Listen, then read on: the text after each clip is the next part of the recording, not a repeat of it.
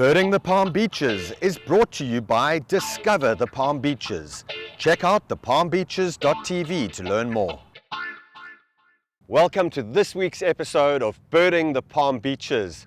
This week we're in my hometown of Lake Worth, and we're in the lagoons here looking for a really enigmatic and beautiful bird that has only recently made a reappearance back into this area, the American oyster catcher. Let's go, birding the Palm Beaches.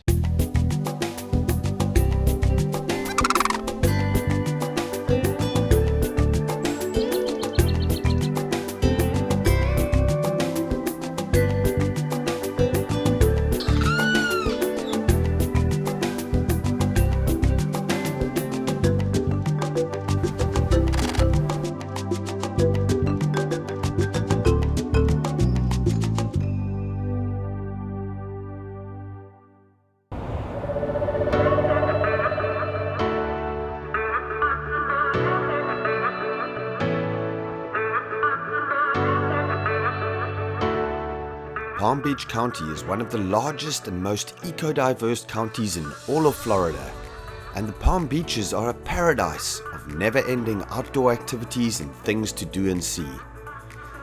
An unmatched landscape of first-rate birding, incredible wildlife management areas, year-round fishing, a multitude of water sports, and exceptional beaches make this the best place to experience Florida.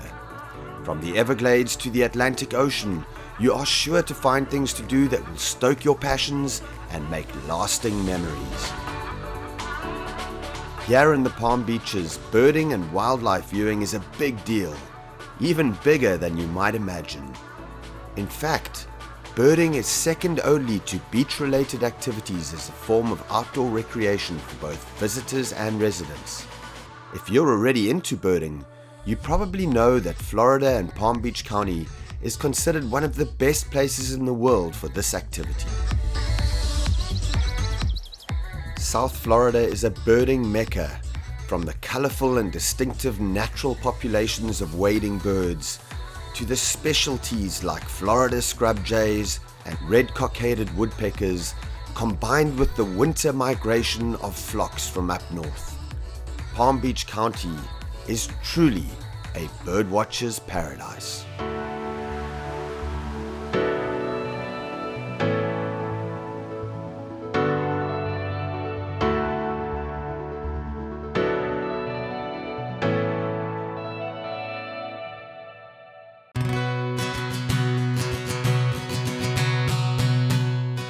This morning I'm here with Benji Studt from Environmental Resources Management. And guess what? It's Natural Areas Week. We're here in Lake Worth on the Intracoastal, and we're going to head out in the kayaks. Tell us what's so special about Natural Areas Week. Well, so Natural Areas Week is a celebration of our natural areas here in Palm Beach County, and it's really about just connecting the residents here with the public lands in their backyard. You know, we're firm believers that if we want support for public lands, we've got to connect our communities to them. And that's what Natural Areas Week is all about. So we're packing 23 events into 1 week. We've got things like paddle tours where we're gonna go out and paddle around Snook Island's natural area, but we've got astronomy events, photography workshops, gopher tortoise hikes, hikes with our fire manager. So it's kind of all things natural areas all slammed into 1 week. But we do these events year round as part of our Adventure Awaits series. So any time of year, folks can sign up and come explore with us. It's a fantastic opportunity to get out there and support the amazing projects that are happening here in the Palm Beaches. And so this morning, what can we expect? All right, so we're paddling Snook Island's natural area, and this is one of these restoration projects that we've been doing in Lake Worth Lagoon. We're gonna show people all of the restoration of mangrove habitat, oyster reefs, seagrasses, and hopefully, we've already done one tour, and we got to see the American oyster catcher, which has now been breeding after we started restoration for 17 straight years. So we're gonna meet these birds and really learn what makes them so special.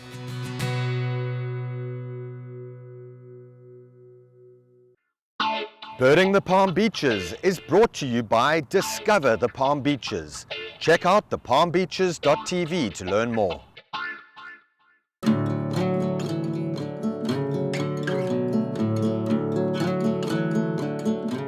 So the rocks are creating a barrier for, you know, wave action and all that kind of stuff, right, to allow the mangroves to flourish?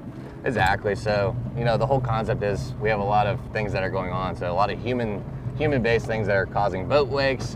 So the idea is that they build these riprap walls to protect the mangroves, hold in that sediment, and then give the mangroves an opportunity to grab sediment and build a base layer basically for future growth. And then once that process has taken place, then it kind of looks after itself, right? Once the mangroves have got their roots structured and everything, they hold that sediment in there, right? Exactly, yeah. So once we get the mangroves rooted, they begin to build their base, the roots go out, those prop roots begin to drop, and then all of a sudden you have land being built by the mangroves, and then you increase your ecosystem footprint for fish, for birds, for oysters to grow, and all kinds of different things to enjoy the lagoon. So what species of mangroves do we have on the Snook Islands? Are they red, white, black? You have a variety of all three.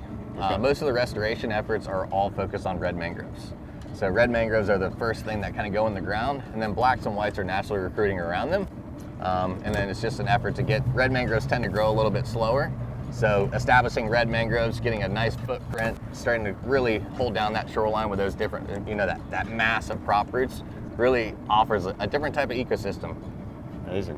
Yeah. So this has been like your passion for how many years now? We started Mang back in 2015. It's been a passion of mine since 2013, really forwarding my degree, which is environmental science. I knew I had to give back somehow. I knew I needed a brand that could stand behind a mission, and that mission just so happened to be mangroves. And, you know, being able to come out here, see and like do physical work, and show our community of people that, you know, planting mangroves is just as important as anything else, as picking up trash or doing anything like that. It really builds a community of like, we can do this, we can restore our coastlines, we can provide a future that's going to be healthy and happy, and provide more ecosystem footprint for our wildlife. And I guess it's a nice tie into that other passion of yours, which is fishing, right? Tell us how fishing and mangroves are linked together. Mangroves and fishing go hand in hand. You know, it's like peanut butter and jelly. They just mix, they blend. So the more mangroves we have, the more ecosystem footprint we have for juvenile fish to grow up. And 70% of those marine species utilize our estuary and our mangrove ecosystems as a place to really grow up, get big, and then they can either go offshore, they can stay inshore, and then they can have that choice. But mangroves are the foundation. You know, when the leaves drop into the water, they create what we call detritus. And that detrital breakdown is basically the food web. So it starts there as the base. You have oysters, which are helping to clean and filter water. You know, you have your drums that like to eat oysters and barnacles and stuff. You have redfish that utilize tarpon, snook, bait fish. And, you know, I understood from the start that like more mangroves just means better fishing. You know, there's nothing like going up a creek into the middle of nowhere and getting into your own oasis where no one's around and you get to enjoy nature as it's supposed to be. Yeah, and it's those oysters that are a draw card for the species which we're targeting this week, the American oyster catcher.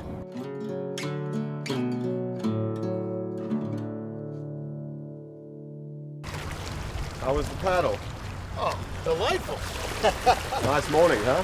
Heck yeah, man. On the lagoon, sun shining. Doesn't get better.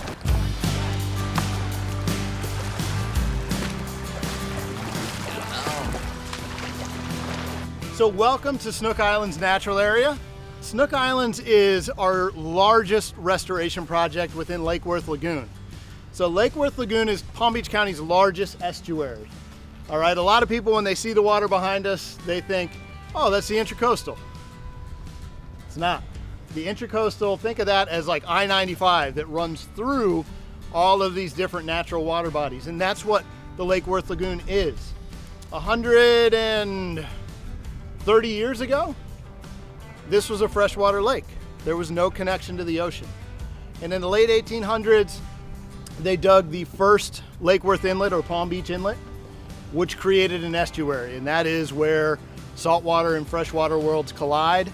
And that's what we have now is this nursery habitat here that fosters juvenile sea turtles, is a home for manatees, and all the juvenile fish that grow up here and then move out offshore to the reefs. So this is an incredibly productive habitat. So what I want to do right now is I want to introduce Kyle Rawson. Kyle is from Mang. So we've got some juvenile red mangroves. They're about 2 years old, and that's about the right age that we found is the most successful for planting in the lagoon. So I'm going to show you proper planting techniques and then give you the opportunity to plant your first mangs in the ground today. You guys ready to plant some mangroves? Yeah. All right. What do you say? Let's do it. You guys are more than welcome to pick one mangrove up. If we want a couple of people that want to dig some holes, we got some post hole diggers here. I'm going to bring each of you guys to your locations where I want you to plant. So some of you are going to be planting in the water because we don't have as much space as we need, but we'll make do and we'll make sure we get it done, all right? So the next hole can go right here. Whoever wants to step on up and do that one. And then we're going to keep just coming along the fringe here. We'll do one just about right here. Whoever wants to do the next one here. All right, got that? It's gonna fill in on itself a little bit, so you just have to keep pushing on it. All right, we're gonna come up right in the fringe here, right in between these two nice mangroves. All right, so you got one there. All right, and I'll take you down here. Keep coming, follow me this way. I'm gonna keep showing everyone where they're gonna plant their mangroves, all right? We're gonna actually do one more right up behind this gentleman up in here. Think about a natural ecosystem. We don't like things in straight lines, so be very random with your planting. Have fun with it. Volunteers down here. Perfect, thank you so much. And then just pack that soil down ever so lightly. Make sure that mangrove's standing upright and straight, and she'll be good to go and make her journey through the lagoon. I mean, this is what it's all about, getting the community invested in restoration. You know, we're a big believer that if we want to further conservation, we've got to connect our communities to our wildlands, and there's no better way than coming out here and recreating on these public lands, engaging with them, and then giving something back, planting a mangrove, picking up some trash. There's no better way to connect to the environment.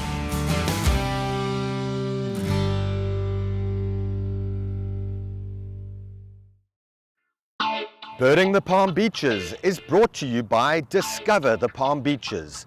Check out thepalmbeaches.tv to learn more.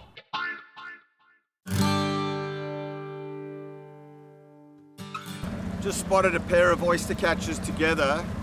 They flew across towards this side of the lagoon and now they've flown back again. It looks like they're going towards that sort of sandy beach there. Yeah, so the oyster catchers flew in behind the bend and it looks like they're on the back side of this island. And we're gonna troll our way right in here as quiet as we can to see if we can't sneak up on them. When I was growing up, these oyster catchers weren't in the lagoon, you know, and then Palm Beach County started building these islands. And almost instantly, once that habitat was there, the birds started coming back. The spit comes out right here, and I think they might be just on the other side here because I didn't see them fly past, and we saw them kind of scoot in right in here. And it's just so cool to see when you build an island out and you start to plant, and then you start to see the birds really enjoy the habitat. You know, like it's just a playground, like for us. It's the same thing to them. This is their playground, and they get to enjoy it every day. And it's just a fascinating thing when you get the opportunity to restore coastlines and see animals enjoy it. Oh yeah. Beautiful. So we've got a couple of ruddy turnstones here, and we've got one of the oyster catchers here, and it's actually feeding right now. What beautiful birds. God damn it. I think this oyster catcher may be getting ready to nest. This is the time of the year when they will start nesting. Early spring, they'll start doing this amazing courtship display,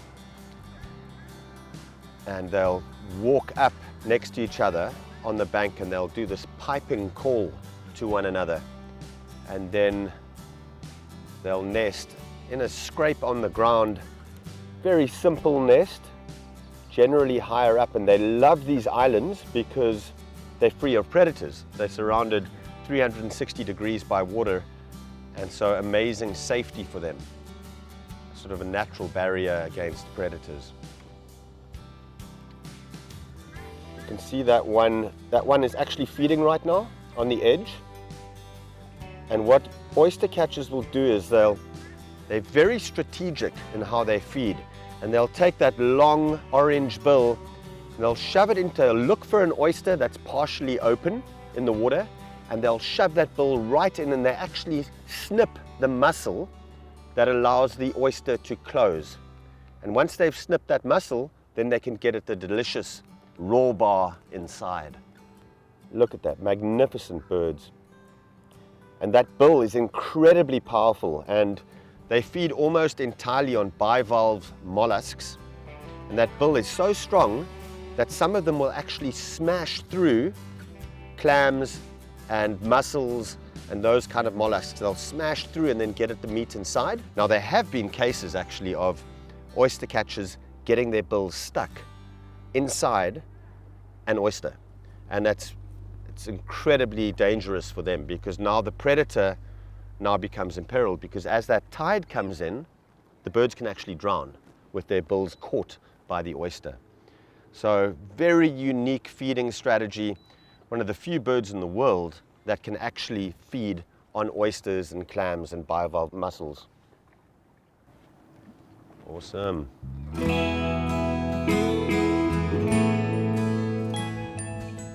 And that is a perfect spot for it to lay its eggs. Nice and elevated, so no risk of it getting flooded. And they like those berms where they can dig out the nest scrape. And they'll have generally about 3 eggs in there. They'll hatch after about 28 days or so, about a month. And then the babies will be born and are what's called semi-precocial at birth, which means that they are able to walk around, they're fully developed, they're fully coordinated. The only difference being that the parents still need to feed them. And then they'll generally fledge within about 2 months. They'll be ready to kind of leave the nest, leave the area. And it's quite interesting because the youngsters will then normally migrate quite far away from the natal area, and then they'll come back to the area in which they were born, sometimes a year or 2 later, and then they'll come back into the same sort of general area. They're really interesting birds, and there's about 12 species of oyster catchers worldwide. We have 2 in the United States. So we've got an entirely black species on the Pacific coast, and then we've got the American oyster catcher here on this coast. There's about several thousand pairs of oyster catchers, so they're not really plentiful because they require this really specific habitat, and they are monogamous. So pairs will generally stick together for several seasons or more, and very site faithful and very faithful to their partners. You'll often find oyster catchers together for that exact reason. Such beautiful birds, and you know, they will hybridize with the Pacific species, with the black oyster catcher, and then you'll get this kind of mix between the black oyster catcher or the melanistic type and then the American oyster catcher, which has got that nice white belly.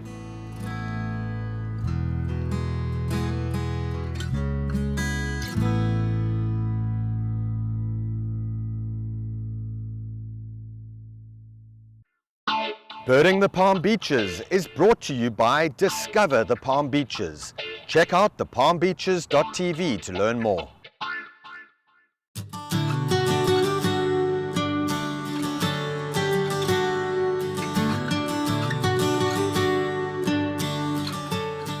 We've just pulled up onto the island here, and we don't want to disturb these birds, so we're going to go around the back of the island and see if we can get some nice close-ups with the scope.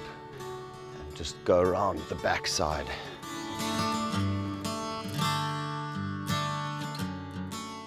Look at this. Got the oyster catcher coming into view here. Magnificent looks at this bird. We've got both oyster catchers together now. Very cool. Coming out into the open here.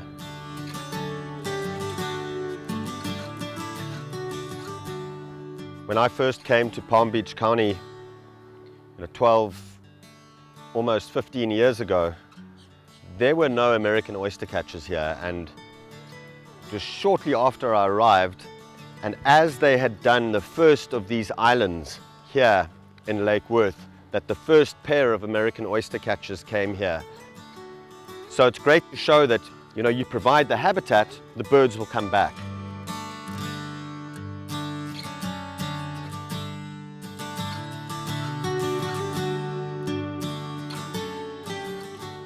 Sitting down in a nest This American oyster catcher has just laid down on what I think is probably a couple of eggs. It's early spring, and this is the time when they'll start to breed. So right up through early spring into summer is when they'll lay those eggs. Babies will hatch. The babies will stay with them until towards the end of summer, and then the parents will sometimes move out of the area, but definitely the kids, the babies that fledge, will move out of the area, go somewhere else for a couple of years, and then they'll often come back to their natal area several years later. They're quite long-lived birds. They've been recorded as living up to their late 20s and sometimes beyond that. So, you know, it's not unusual to find a record of an American oyster catcher that's 30 years plus old.